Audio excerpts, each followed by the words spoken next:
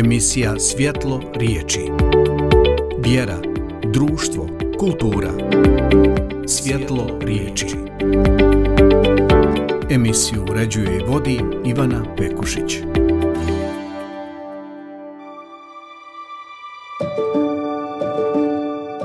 Dragi slušatelji i gledatelji, pozdravljam vas na početku još jednog izdanja emisije Svjetlo riječi.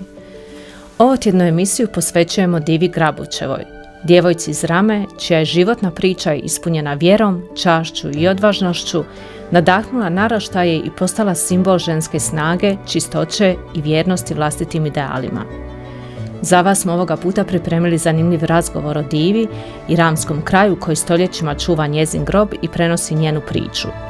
U sklopu emisije predstavit ćemo ljetni dvobor revije Svjetlo riječi koji je tematski posvećen upravo Divi Grabučevoj, a moći ćete čuti i rubriku Metafore i putokazi autora Frajanka Čure, koja je upravo divan primjer kakve emocije i misli u čovjeku izaziva posjeta divinom vječnom počivalištu.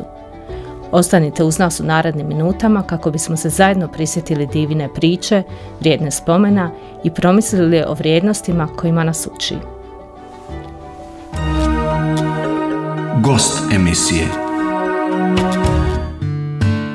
Gost današnje emisije je fra Stjepan Pavličević, župnik župe Svetog Ilije Proroka u Doljanima.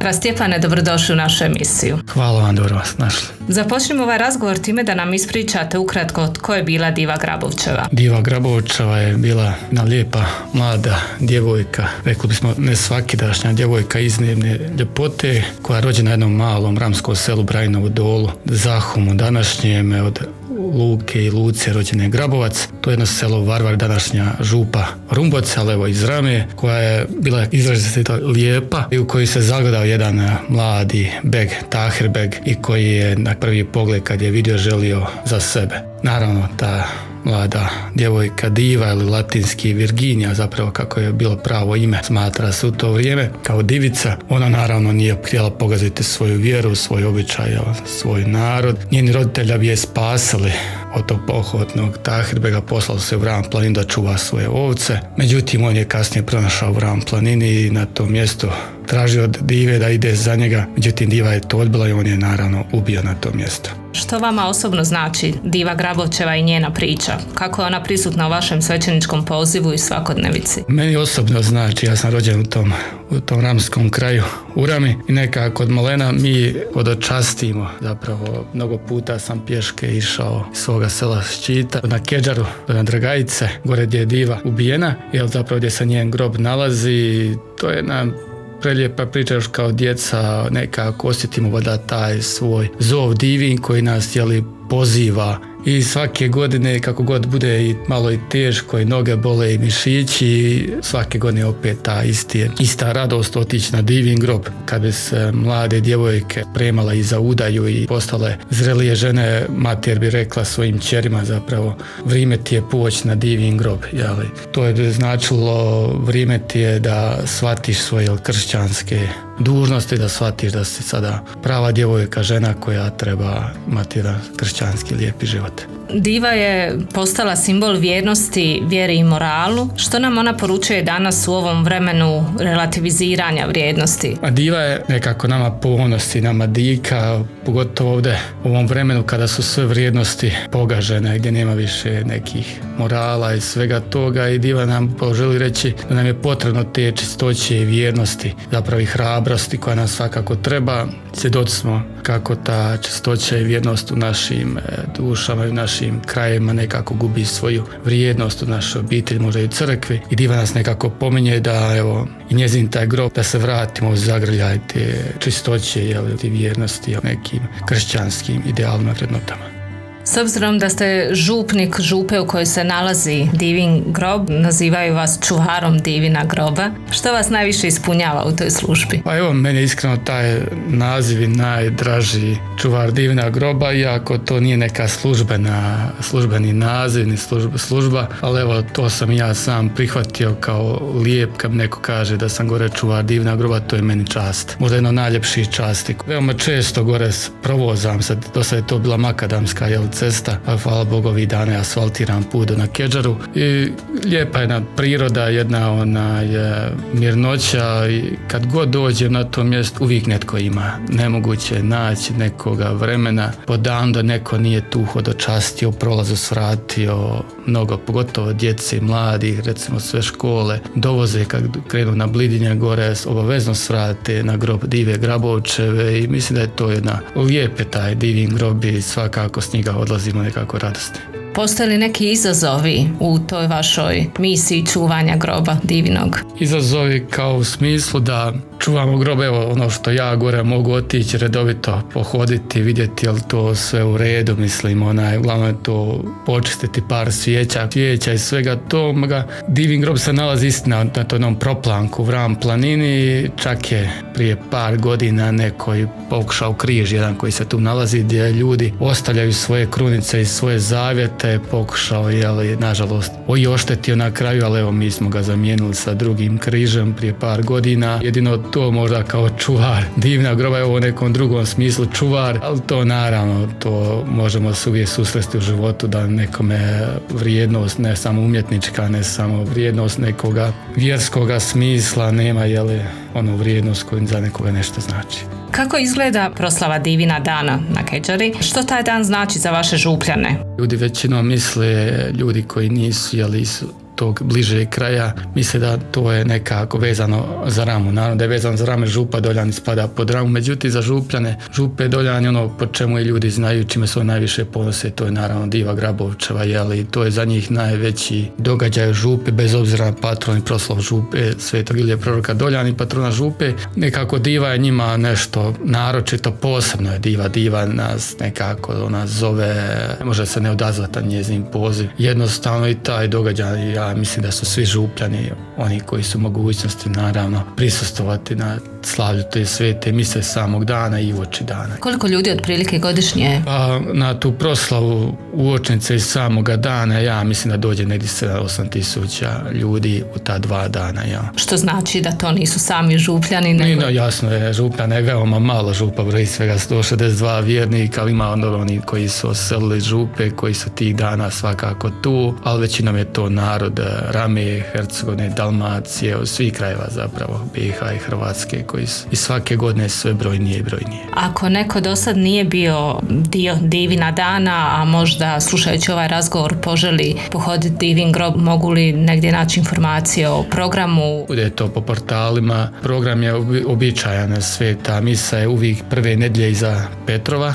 Ove godine je to 6. srpanj u 11 sati. Predvodit će ove godine provincijal Bosne i Srebrne Fra Zdravko Dadić. Pod ovom svetom misom posebno način uzveličat će i novaci sa svojim prvim zavjetima franjevačkim, njih 5 koji su trenutno na novicijatu u Livnu. I oni će i pjevati pod ovom svetom misom, a uočnica je 18 sati 5. srpnja koji će predvoditi Frante Marić, inače knjižničar u Franjevačku samostanu u Mostaru. Oba dana su posebna, sami dan još posebniji jer prije same mise ima Divin pozdrav, jedan govor kojeg Diva priča o svome životu. Priča svoj život, svoju priču koja ne može nikoga ostati ravnodušnim. Većinom ljudi koji čuju tu priču plaču.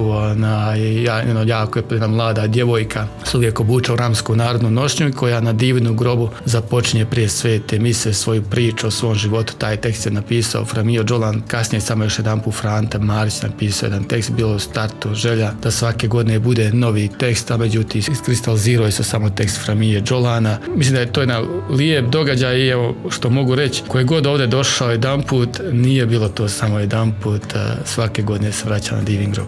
Ima li neka anegdota, susret ili iskustvo s Divina dana koje vam je posebno ostalo u sjećanju i u srcu? Ima meni, kad sam bio dijete, prije nego što sam za župnik, kad smo išli na Kedžaru i vraćaju se s Kedžare, ja i tadašnji kapelan sa Ščita, Fravinko Jelušić, vraćaju se s Kedžare, smo i još par hodočasnika smo zalutali. Vraćaju se s Vrane, evo, molili smo se dragom Bogu i pod divnu zagovor da nađemo konačno taj put, da se vratimo kući živi, zdravi, hvala Bogu. Izišli smo na pravi put. A ljudi svaki ima svoje neko iskustvo. Bilo je tu i lijepi iskustava, koliko god možda nekad djelovali žalosni. Jedna žena je iz Rakitna i preminula na mise 2017. godine tu blizu Divina groba. Mislim, valjda je Bog tako htio. Mislim, sve su to neki možda događaj iskustva koja neko može pamtiti u svome životu. Što biste vi rekli koliko je važno čuvati i prenositi ovakve priče budućim generacijama, osobito u kontekstu očuvanja identiteta i vjere? I kako mladi ljudi uopće reagiraju na takve priče? Definitivno da treba čuvati i prenositi ovakve priče budućim generacijama, pogotovo mladima. Diva je upravo nekako i poziva te mlade. I hvala Bogu priča se ta o divi i legenda, kako je god nazvali, usredočila na buduće generacije i na mlade, da se prenosi s koljena na koljeno. I većinom su roditelji bake koje pričaju o divi svojoj djeci, unucima priču i nekako diva svjedoči tu ljepotu iskrenosti, ljepotu nevinosti, ljepotu čistoće i jednostavno potrebno je to današnjem društvu i djeca su sama pri tome mlada i nevina i onda ona isto prihvaćaju takvu priču i hvala Bogu diva jednostavno ljude zove i ljudi se jednostavno odazovu se. Ima onih koji još nisu nikada posjetili divin grob, što biste njima poručili? Evo ja pozivam da pođu divnu grobu, a sigurno će se vratiti otvoreniji ovome životu evo, kojeg je diva živjela, iako je završila tragičnom smrću, ali ipak njen život je bio ispunjen radošću. Pođimo na divnom grobu evo, s molitvom na usnama i odlukom da i mi možemo pričati jednu priču o životu divinom, a i da i mi sami pođemo živjeti čisto, vjerno i moliti se po zagovoru dive, djevice mučenika uistinu i za sebe, za svoju obitelj, svoj narod, da postanemo bolji ljudi, iskreniji. Ovaj vaš poziv je sigurno najljepši i najbolji završetak razgovora, pa fra Stjepane, hvala vam. Hvala vama, svako dobro.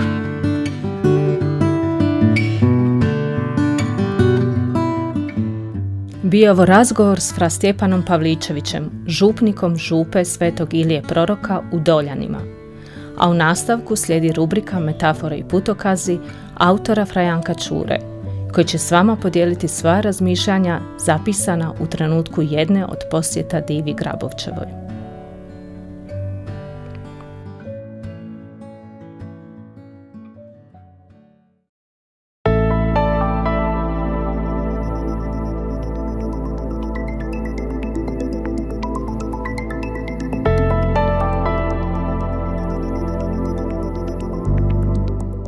Reci mi, divo, što me je to točno k tebi dovelo? Zbunjen sam, priznat ću ti odmah.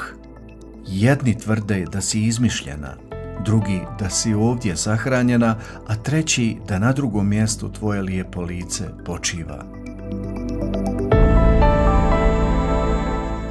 Čak ni drevne fratarske kronike, barem one sačuvane, ne spominju tvoje ime. Zbunjen jesam, divo, ali znaj da nesiguran nisam. Nikad me ne prevari osjećaj mira i ponosa čim stanem na ovaj komadić čistine vrana planine, tvojom nevinom krvlju zauvijek posvećene.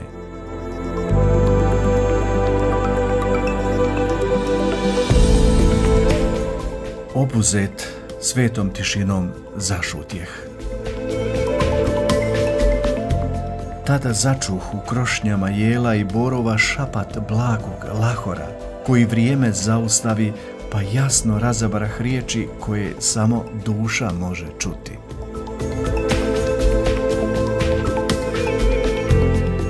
Hvala ti što si svoje srce poslušao i opet mi došao.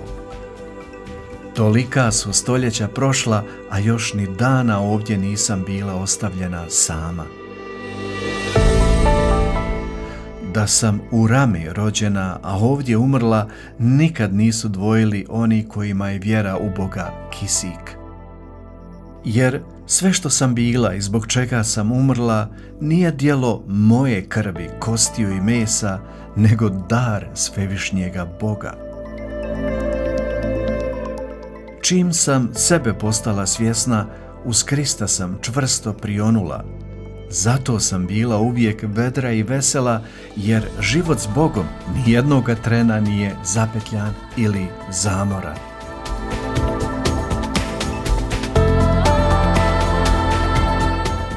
A kada je došlo vrijeme da biram između života kojim se zauvijek umire i smrti kojom se vječno živi, uopće se nisam dvojila, nego smrt prihvatila. Moja duša nikad nije bila sredstvo kupovanja i otplaćivanja probitaka, a još manje užitaka, nego najljepši Božji dar koji sam stostruko umnožila i Tvorcu vratila. Zaista mi je žao svakog čovjeka koji se sa životom stalno cjenka i pogađa da bi od njega iscijedio još koju godinu životarenja, i to u samom središtu njegova obilja.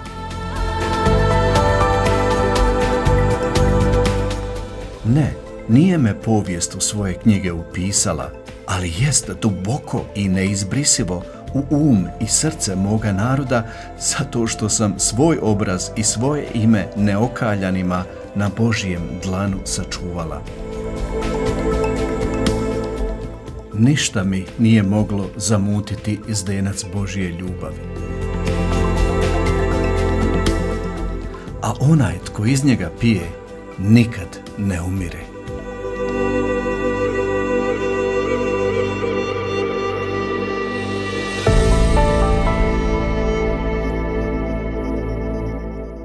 Dugo sam zahvalno šutio, kao da sam vode sa samoga izvora života svojom rukom zagrabio.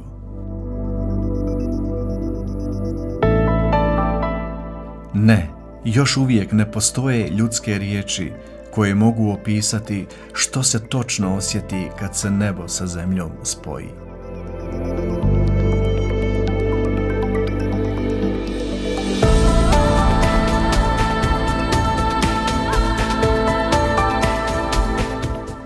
Hvala ti, Divo, za svaku od tvojih 18 godina u kojima su stala stoljeća. Opet si me smirila i pognutu mi dušu uspravila u ovom svijetu u kojem sveto nije ništa, jer se kao voda svemu prilagođava.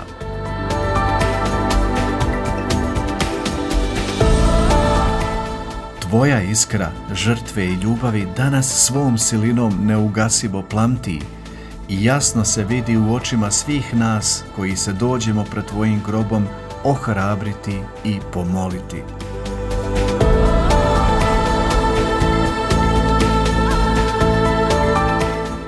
Bogu smo dragom zahvalni, jedina kćeri Luke i Luce Grabovčevih, što nam put tako jasno osvijetliš.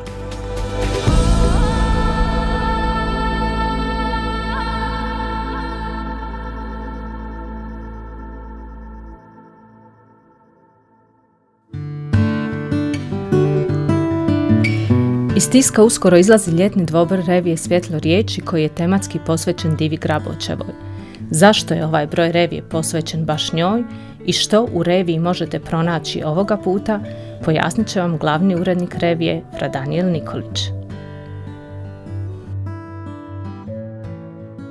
Poštovani čitatelji i čitateljice Svjetla riječi, srdačan vam pozdrav. Iskreno se nadam da ste svi dobro i zdravo. Pred nama je evo ljeto, vrijeme godišnjih odmora kada se pokušavamo odmoriti od naših svakodnevnih obveza i poslova koji radimo. Pred nama i vama je i novi broj revije Svjetlo riječi, i to dvobroj za mjesece srpanj i kolovoz. U povijesnim dokumentima o Divi nisu sačuvani nažalost nikakvi podaci, ali samo zahvaljujući usmenoj predaji, koja je jaka i živa stotinama godina, Diva je postala jedan od najpoznatijih likova ramske prošlosti, ali svih katolika u Bosni i Hercegovini. Ona je trajni znak života i opstanka katoličkog puka na našim vjetrometenama, usprkos svim izazovima, progonima, ponižavanjima kroz povijest. O Divi je divno pisao fra Mijo Đolan. Diva, u pravom smislu, postaje ljepotica i kolektivna sestra svih u Rami, onoga trenutka kada progovara dušom slobodne žene, bireći radije smrt nego život s bogatim begom Kopčićem. Ovdje je spašeno više od ženske časti. Spašen je neuprljani pojam slobode kao mogućeg odgovora na svu silu. To je vrhunsko priznavanje Boga. Jedino što ljudsko ostaje nedohvatljivo zlu jest sloboda, koja se radikalno iskazuje u izboru ljubavi i smrti. U duhovnosti Ramskoga puka diva postaje znak novih mogućnosti za one koji vjeruju da ljubav i smrt ne mogu zajedno vladati svijetom i da je ljubav Božji odgovor na sve. U novom broju revije između ostalog pročitajte i naš razgovor sa etno skupinom Čuvarice. Čuvarice su poznata hrvatska folklorna glazbena skupina iz Rame koja okuplja djevojke i žene, ljubiteljice glazbene i folklorne baštine Ramskoga kraja. Snimile su i vlastite nosače zvuka. Voditeljica skupine je gospođa Biljana Glibo, s kojom smo i obavili razgovor. Tu je nadalje reportaža o prelijepoj Franjevačkoj kući molitve u Masnoj Luci, u srcu parka prirode Blidinje, na obroncima planine Čvrsnice. Kuću molitve trenutno vodi poznati hercegovački franjevac fra Josip Vlašić, a kuća molitve nudi razne seminare i duhovne vježbe.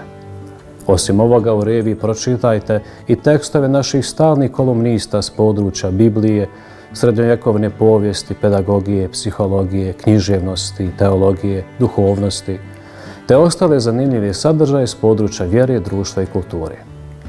Poštovani čitatelji i čitateljice Svjetla riječi, ispunite svoje vrijeme ljetnih odmora čitajući poučne i zanimljive tekstove našeg novog dvobroja revije. Sve vas iskreno pozdravljam, želeći vam ugodan odmor. Mir i dobro. Ukoliko još niste naš pretplatnik, pretplatite se na digitalno ili tiskano izdanje revije putem web knjižare Svjetla riječi. Ili novi broj tiskanog izdanja revije jednostavno pronađite u najbližem župnom uredu ili u našim knjižarama u Livnu i Vitezu. A ovom preporukom za čitanje smo današnju emisiju i priveli kraju. Naredni period ćemo i mi iskoristiti za godišnje odmore, pa vas ovoga puta iz studija Franjevačkog medijskog centra Svjetla riječi pozdravljam do rujna. Emisija Svjetlo riječi. Vjera, društvo, kultura. Svjetlo riječi.